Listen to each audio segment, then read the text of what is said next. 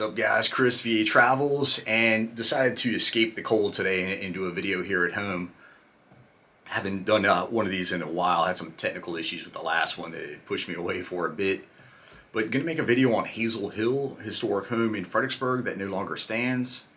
And before I get started, I wanted to give a shout out to Arnold Mayberg, new Patreon subscriber. I appreciate the support. And also want to let you know my source material comes from an old article I had found in the Freelance Star, and also browsing the website of the historic Fredericksburg Foundation. To get started, Hazel Hill sits on property that was originally owned by Roger Dixon. Anybody from the area might be familiar with Dixon Street, Dixon Park, and he had named that particular area Hazel Hill. Sits next to Hazel Run, a creek that flows down into the Rappahannock. Built on the south side of Fredericksburg, about 3 blocks west of the Rappahannock River, sat behind Lower Caroline Street, and it was right across the river from Ferry Farm, George Washington's boyhood home. It was originally built as kind of a Georgian structure, 2 chimneys on each side, 2 interior chimneys, had a big cupola on top. But over the years, there were many add-ons, and it kind of turned into a rambling style home. Sat on about 43 acres, surrounded by a wrought iron fence, 2 gates. Had all your gardens, orchards, and so forth, all your regular dependencies, smokehouse, ice house. And yeah, it was built by John Miner, a prominent Fredericksburg citizen, veteran of the Revolutionary War, also the War of 1812. And to tell you a little about John, he was born down in Caroline County at a place called Topping Castle, historic home down there that no longer exists. And ended up marrying Lucy Landon Carter from the big Carter family. She's a descendant of Robert King Carter. If you've watched any of my previous videos, you've heard me talk about them. Biggest landowners in Virginia, early 1700s. And went on to be a colonel in the Spotsylvania militia. As I said, participated in the American Revolution, War of 1812. Between the 2 wars, practiced law down at William and Mary, and was tutored under George Witt.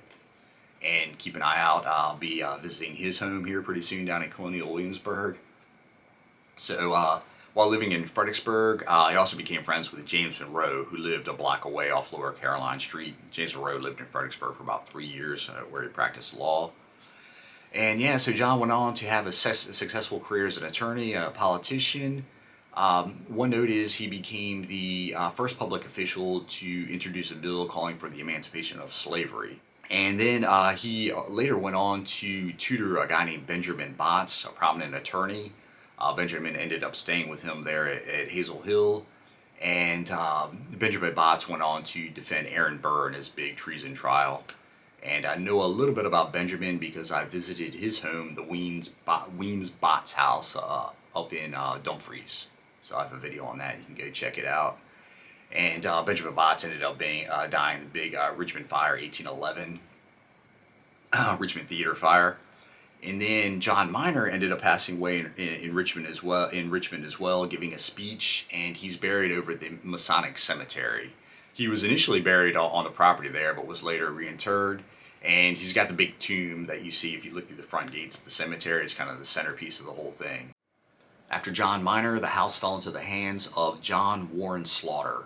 He was a prominent broker in Fredericksburg, also the brother of Montgomery Slaughter, mayor of Fredericksburg during the Civil War.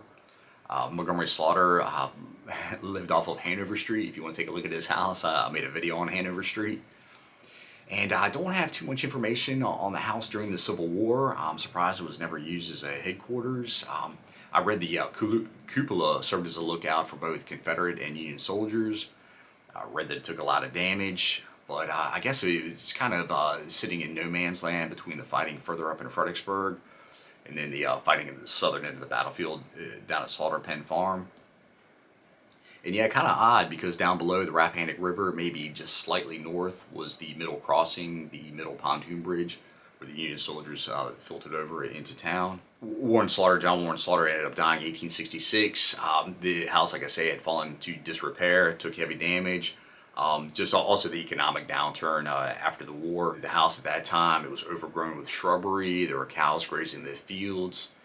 And the house passed through several different hands until it was eventually owned by a guy named Henry Souther, who sold the house in 1890 to a guy named Joseph Potter, Joseph Potter was a congressman who had moved down here from Massachusetts. So Joseph Potter, or Joseph S. Potter, really fixed up the place, gave it a complete makeover. He remanicured the lawn, the garden, added fountains, added a pond, fixed up the fence, fixed up the driveway, filled in the ice house, fixed up all the outbuildings, refurnished the inside. He was a world traveler, having one time lived in Germany, so he had artwork from all over the world.